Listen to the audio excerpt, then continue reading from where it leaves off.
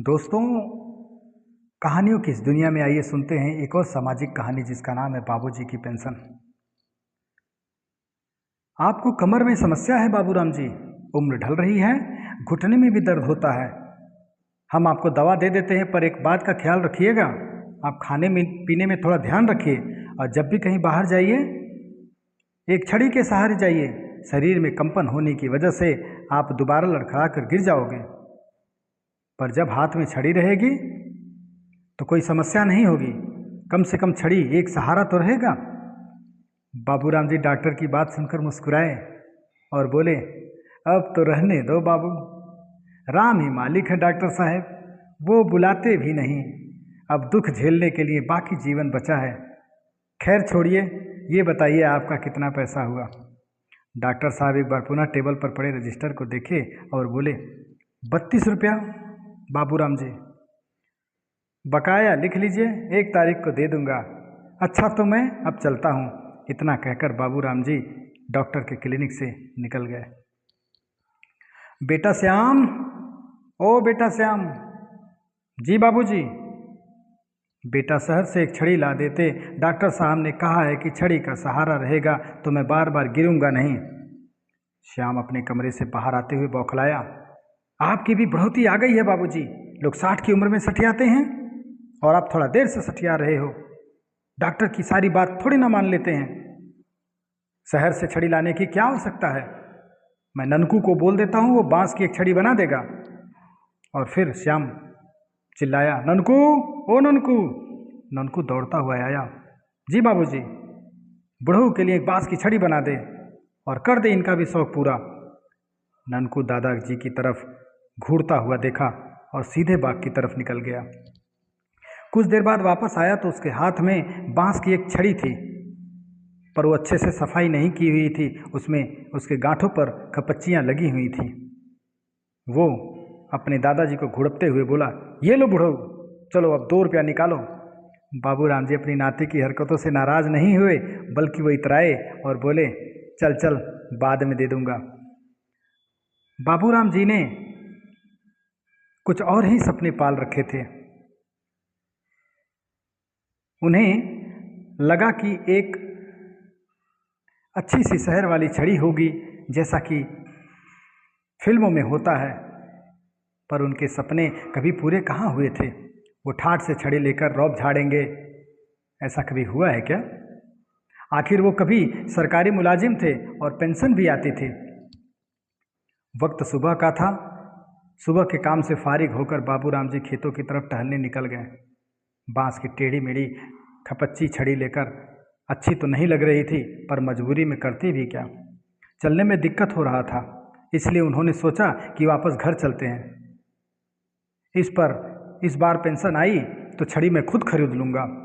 वो घर आते ही थे कि अचानक उनकी छड़ी की गांठ उनकी धोती में फंस गई और वो लड़खड़ा कर गिर पड़े, और जिसकी वजह से उन्हें चोट भी आ गई। पड़ोसियों ने उन्हें उठाया और घर तक सहारा देकर लाए। आज पहली बार बाबूराम जी की आंखों में आंसू आए थे। उनकी जांघ में चोट लग गया था और दर्द हो रहा था, पर ये आंसू उस दर्द के नहीं थे, बल्कि उस दर्द के थे जिसकी वजह से उन्हें चोट लगी थी। ये आंसू बच्चों के दिए दर्द के नहीं थे। आज उन्हें देखने वाला नदारद था, हाल समाचार पूछने वाला होते हुए भी वहाँ पर कोई नहीं था। दर्द इतना था कि डॉक्टर के पास भी चलकर नहीं जा सकते थे। फिर उनके पास तो पैसे भी नहीं थे और डॉक्टर का पहले से उधार था। शाम हुई और जब उनका छोटा बेटा घर आया तो बाबूराम जी धीरे से बोले, रामू, ओ रामू, मेरी धोती फट गई है बेटा और चोट भी लग गई है। एक धोती ला देते और दवा भी करानी है, कुछ पैसे दे देते तो अच्छा होता। रामू ने पिता का हाल समाचार नहीं पूछा, बल्कि उल्टे उन्हें ही सुनाने लगा। क्या ज़रूरत थी धोती फाड़ने की? उस बांस की खपच्ची को लेकर इधर उधर जाओगे तो धोती तो फटेगी ही और घाव भी लगेगा। मेरे पास क्या पैसों का पेड़ है? नीम के पत्तों को उबाल कर दिलवा देता हूँ, घाव धो लेना, ठीक हो जाएगा। फटी धोती से ही काम चलाओ, अगले महीने ले लेना। बाबूराम जी गहरी चिंता में डूब गए और उसी दिन ये दूसरी बार उनकी आंखों से झरझराते हुए आंसू टपक पड़े। घर के अंदर से दोनों बहुओं की कर्कश आवाज़ सुनाई पड़ रही थी। आखिर काम काज तो कुछ है नहीं, क्या जरूरत थी खपच्ची लेकर कहीं जाने की। सही बात कह रही हो, अब इस उम्र में ये सब तो होता ही है, तुरंत के तुरंत धोती नाथ थोड़ी ना मिल जाएगी। बुढ़ऊ को घूमना जो था, दोनों वक्त का खाना मिल रहा है तो चाव से खा रहे हैं, बेमतलब बेटों पर बोझ डालते हैं। और नहीं तो क्या, अब रोजाना नीम का पत्ता उबाल कर 2 वक्त दो इनको अलग से। बाहर बैठे बाबूराम के पैर का दर्द गायब था, क्योंकि अपनों ने जो दर्द दिया था वो बहुत गहरा था। बाबूराम जी घर से बाहर नहीं निकलते थे। उनका 2 कारण था, एक तो जांघ में घाव बना था और असहनीय पीड़ा हो रही थी, दूसरी उसकी वजह से कोई और समस्या न उत्पन्न हो जाए। करीब 20 दिन लगे होंगे और घाव आयुर्वेदिक तरीकों से ही ठीक होने को आ रहा था। पिछले 2-4 दिनों से बहुओं ने उन्हें काढ़ा वगैरह भी पिलाया, जड़ी बूटियों का बटन भी दिया ताकि घाव अच्छा हो जाए। समय से खाना भी दिया और रात को दूध भी। सुबह सुबह बढ़िया चाय आया और साथ में नमकीन भी, पानी पीने के लिए गुड़ भी आया। ननकू अपने दादाजी की सेवा में लगा हुआ था। बाबूजी समय से खाना खा लीजिएगा, बाबूजी कपड़े धुले हैं और इस्त्री भी हो गई है। दादाजी आपके साथ मैं चलूँगा, दादाजी आपके साथ मैं चलूँगा।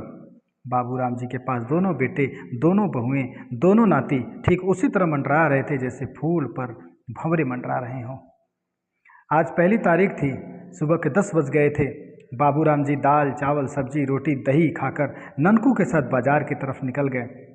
गांव से बाजार कुछ ही दूर पर था और बाजार में ही था बैंक।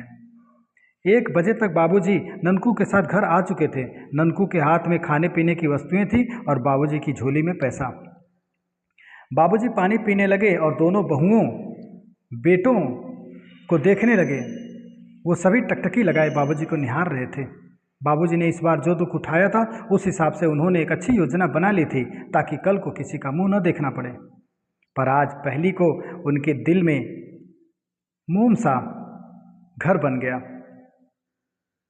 उन्होंने झोली का मुंह खोला और बहू बेटों को बराबर बराबर भाग में पैसे बांट दिए।